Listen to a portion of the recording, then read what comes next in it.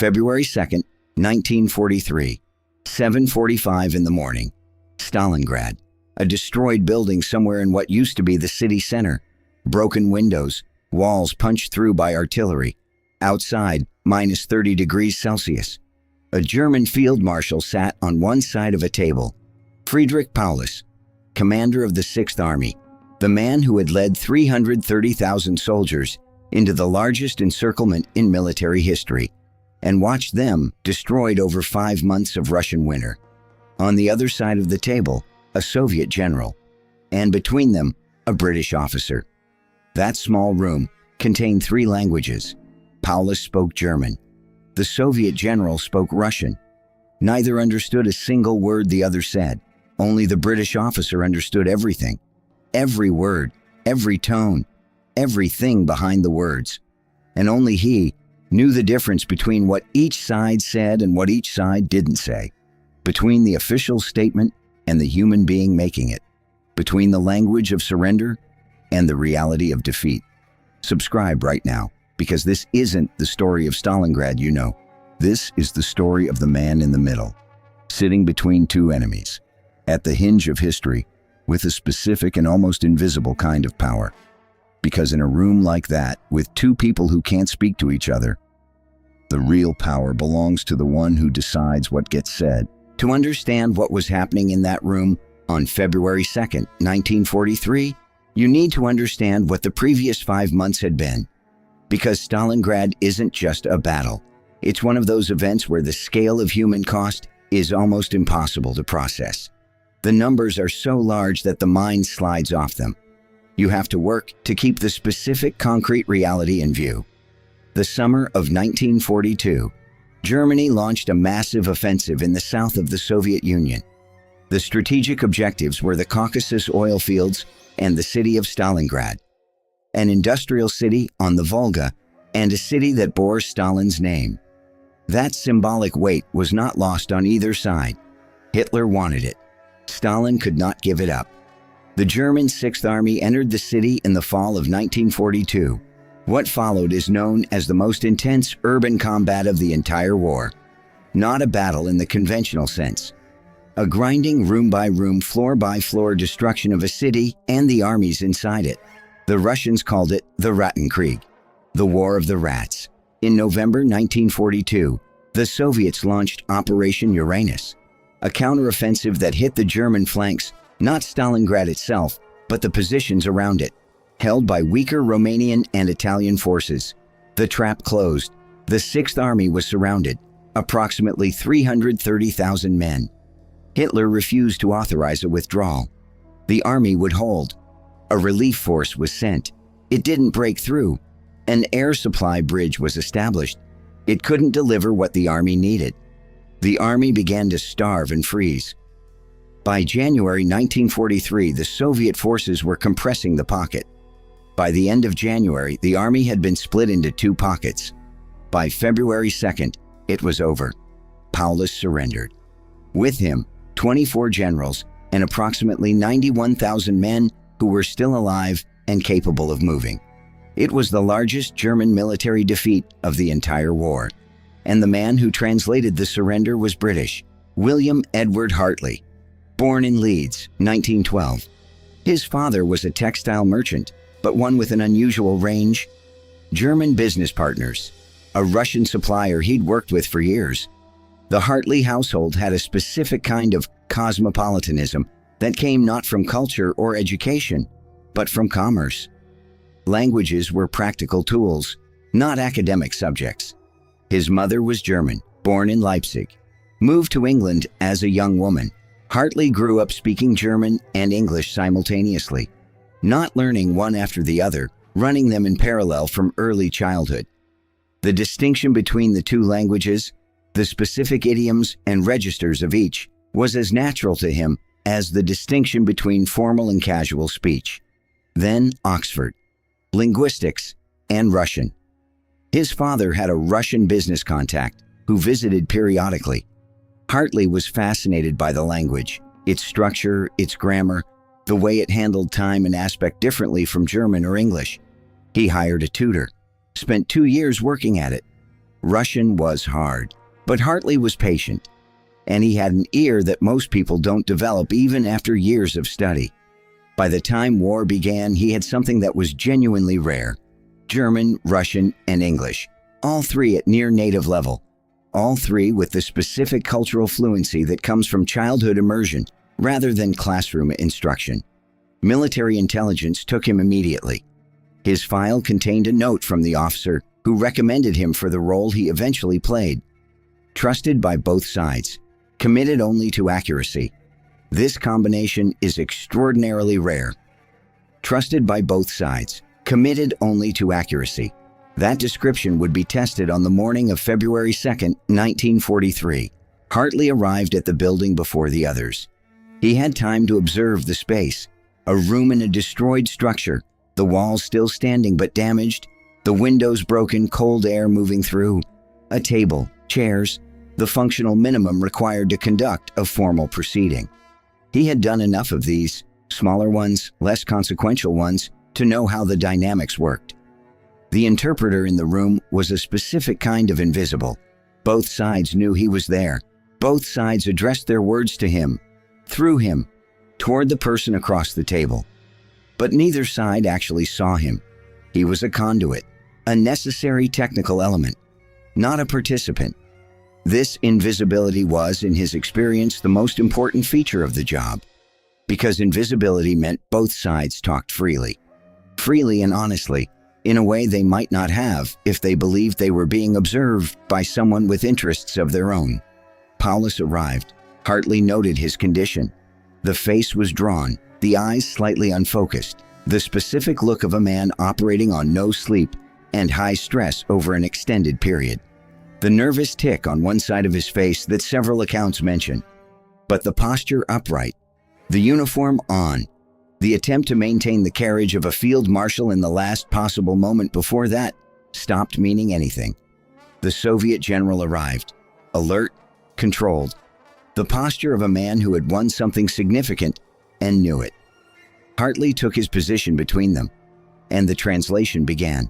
Here's what most people don't understand about what a translator actually does in a high-stakes diplomatic or military setting. It is not transcription. It is not a mechanical process of converting words from one code to another. It is, in every meaningful sense, interpretation. In both meanings of that word, the first challenge came within minutes of the meeting starting. Paulus said, "Ich ergebe mich nicht, ich bin in Gefangenschaft geraten." Word for word, I am not surrendering. I am falling into captivity. In German military culture, this distinction mattered enormously. To surrender, sich ergeben, carried the specific connotation of an active, chosen capitulation. It implied that the cause was wrong, that the fight should have been abandoned. For an officer of Paulus's generation and background, this was loaded with shame. To fall into captivity, in Gefangenschaft geraten, was different. It was passive. It was something that happened to you as a consequence of military events beyond your control. You could fall into captivity with your honor intact. Paulus wasn't splitting hairs. He was trying to preserve a piece of personal dignity in the worst moment of his professional life. Hartley had about 2 seconds to decide what to do with this. If he translated it directly, the Soviet general would almost certainly hear it as defiance, as Paulus refusing to acknowledge the reality of what was happening. The meeting could break down before it started. The formal process of surrender, which needed to happen for the welfare of 91,000 men who were still alive, could be jeopardized by a point of military honor that had no operational significance. Hartley translated, "As commanding officer, he is entering captivity." He preserved the substance. He neutralized the edge. He kept the meeting alive. The Soviet general had studied German in school, not fluently, but enough to catch tones, enough to notice when something he heard didn't quite match what the interpreter said. Partway through the meeting, he stopped. He had caught a phrase in German, something in Paulus's response to a question about the surrender terms. He didn't understand it fully, but the tone was wrong. It sounded like resistance, like continued argument. He turned to Hartley. In Russian, flat. What did he just say? Hartley took a beat. In that beat, he ran the calculation. Paulus had made a point about the conditions under which his surviving officers would be treated, a point that was procedurally reasonable, but phrased in terms that would read as demands from a man who had no position to make demands. Translating it directly would have been accurate. It would also have changed the temperature of the room in a way that served no one. Hartley translated, "He is asking a procedural question about the treatment of his officers during processing." The Soviet general nodded, turned back to the table. The meeting continued. Near the end of the meeting, the terms were settled. The signing was approaching. Paulus turned to Hartley. The Soviet general had turned away to review a document. For a moment, it was just the two of them. Paulus spoke quietly, in German, not for the record. "Hat das wirklich so enden müssen?" Did this really have to end this way? Hartley didn't answer.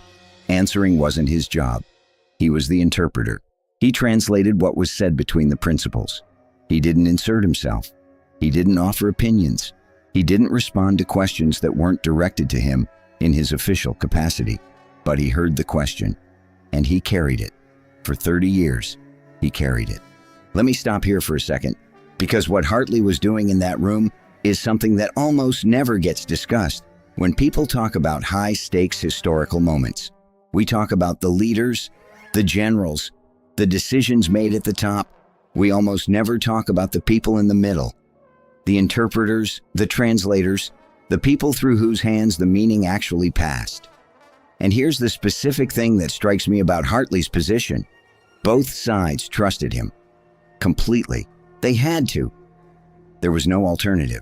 They were entirely dependent on him to tell them what the other person had said. And that dependence gave him a kind of power that neither of them had over the other.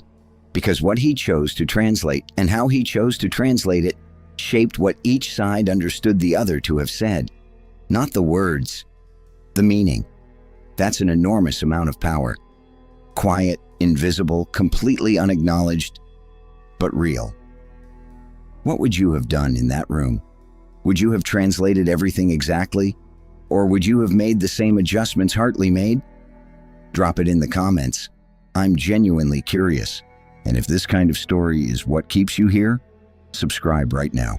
Every week on this channel. Hit the bell. Tell me where you're watching from. The terms were signed. Paulus stood. The Soviet general stood. They did not shake hands. There was no version of this moment that included a handshake. Hartley stood. As he was leaving, the Soviet general stopped him.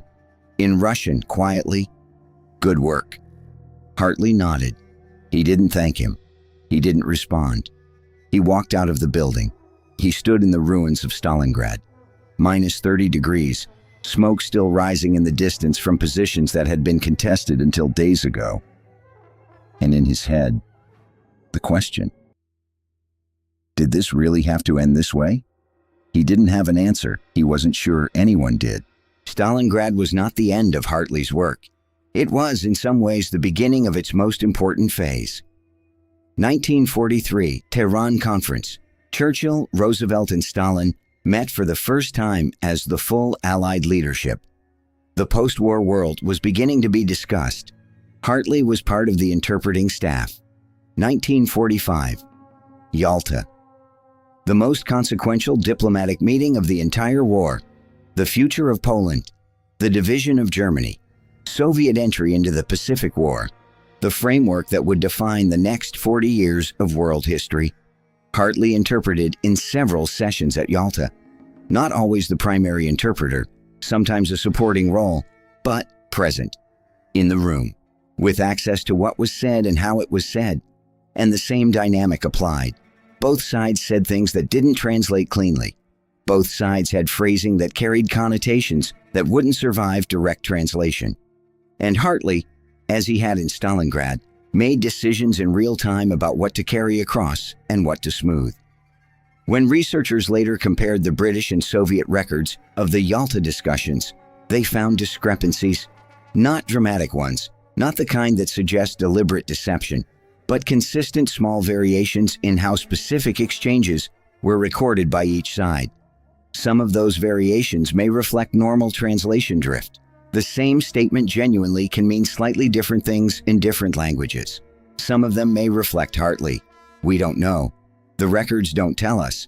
And Hartley, for most of his life, didn't either. Hartley came back to Oxford after the war. He took a position in the linguistics department, lectured, eventually became a professor. His academic work focused on translation theory, the gap between languages, what gets lost, what gets added, what changes when meaning moves from one linguistic system to another, the specific power relationships embedded in the act of translation. Who decides what an utterance means when it crosses a language boundary? His students described him as demanding but fair, precise, occasionally brilliant in the specific way that people who have thought about something for a very long time are brilliant, where a question that seems simple reveals enormous depth when he engaged with it. One student, in a brief memoir published decades later, described asking him a direct question. I asked him once, when you're translating, when do you translate exactly, and when do you interpret? Hartley looked at him for a long moment, then said, you always interpret. The question is, for whom? You always interpret. The question is, for whom? You always interpret. The question is, for whom? That sentence is doing more work than it looks like it's doing. In Stalingrad, Hartley had made adjustments to his translation. He hadn't translated everything exactly.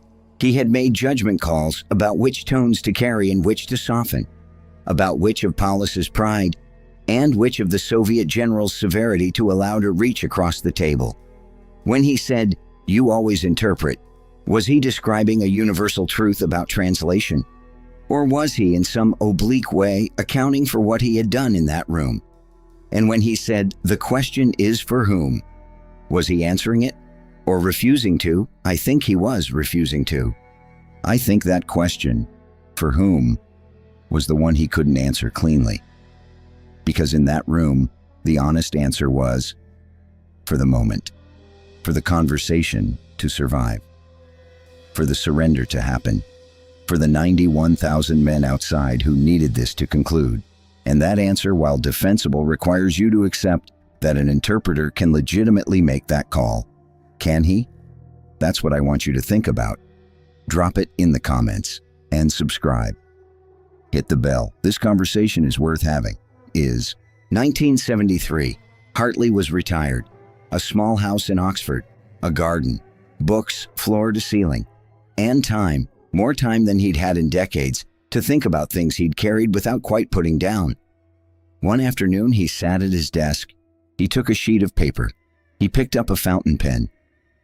And he started to write about the meeting, about Stalingrad, about Paulus and the Soviet general, and the room in the destroyed building, about the specific decisions he had made, the adjustments, the softenings, the things he had translated and the things he had translated differently, and about the question, did this really have to end this way? He wrote for a long time. The letter was detailed, precise, written with the care of a man who had thought about what he was going to say for 30 years. And then he didn't send it. He folded it, put it in a file, put the file in a drawer. He died in 1981. He was 69. His family found the letter when they cleared the house.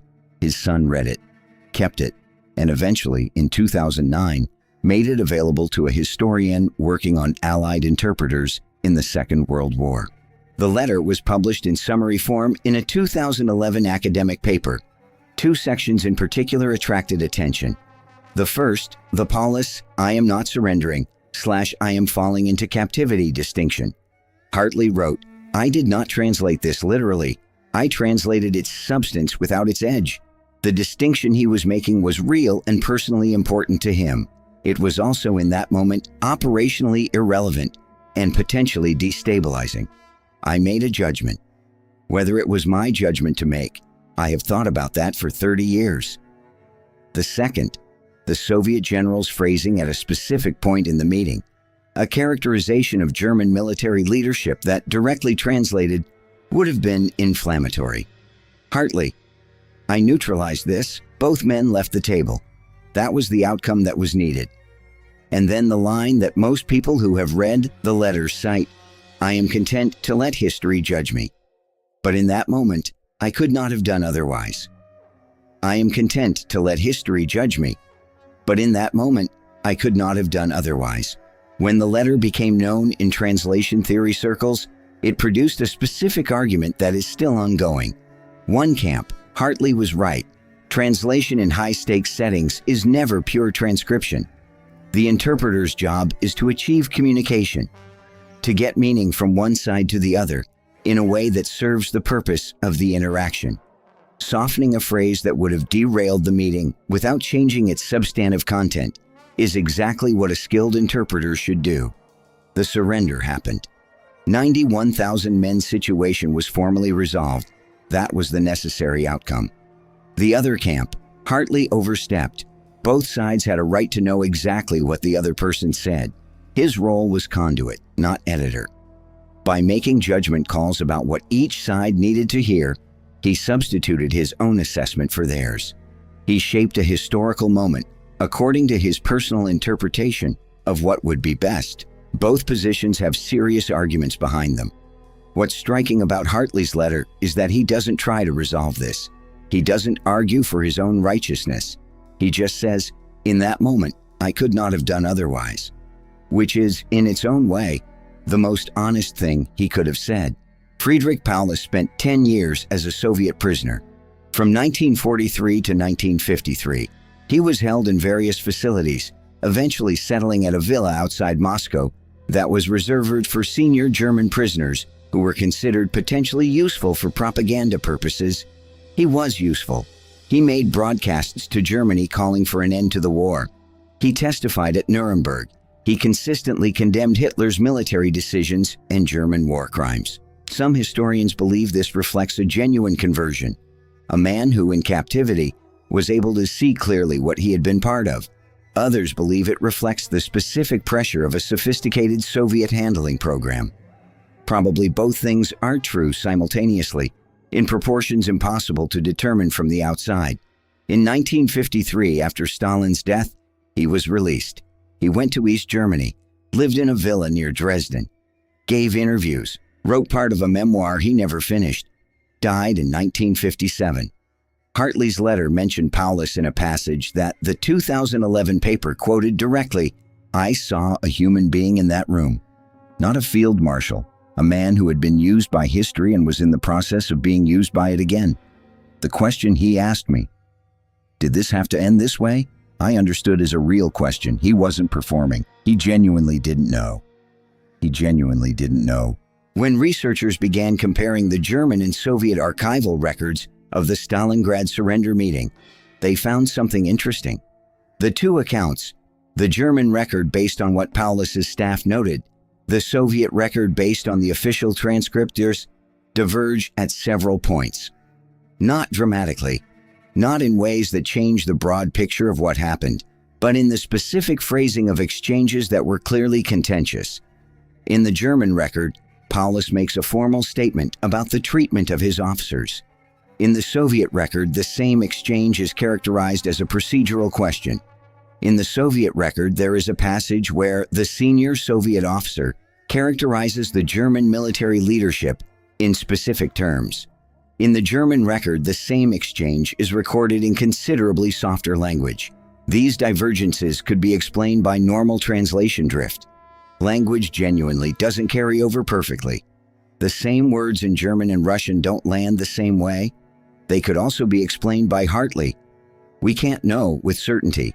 The direct transcript of what Hartley said in real time in that room doesn't exist, or hasn't been found. The archival record shows outcomes, not process, but the divergences are consistent with what Hartley described in his letter. Here's the broad point that Hartley's story illuminates, and it goes far beyond this one meeting. In every major diplomatic encounter of the Second World War, and of every war, and of every international negotiation in history, there were interpreters, people in the middle, people through whose hands meaning passed. Tehran, Yalta, the Japanese surrender on the USS Missouri, the armistice negotiations at the end of the First World War. In all of these moments, there were people doing what Hartley did, making real-time decisions about how to carry meaning from one language to another, about which tones to preserve and which to soften, about when literal accuracy served the moment and when it didn't. None of these people are in the history books. Their names don't appear in the indexes. Their decisions, which shaped what each party understood the other to have said, and therefore shaped the agreements that followed, are invisible. But they were real. The decisions were real. The consequences were real. Hartley happened to write a letter about it. Most of the others didn't. Why didn't Hartley send that letter? I've thought about this a lot. I think he didn't send it because sending it would have been a kind of claim. A claim on the event, on the history, on the right to have his particular version of what happened acknowledged as significant. And that's not what the letter was for. The letter was for him. It was the place where he could put down, carefully, honestly, precisely, what he had actually done and why he had done it. Not to justify it to someone else. To be straight with himself about it. The question Paulus had asked him in that room, did this really have to end this way? The letter was Hartley asking himself the same question about his own role and not answering it. Because the honest answer was, I don't know. I made the calls I made in the moment I was in. Whether they were mine to make, I have thought about that for 30 years. What do you think? Was it his to make? Drop it in the comments. Subscribe.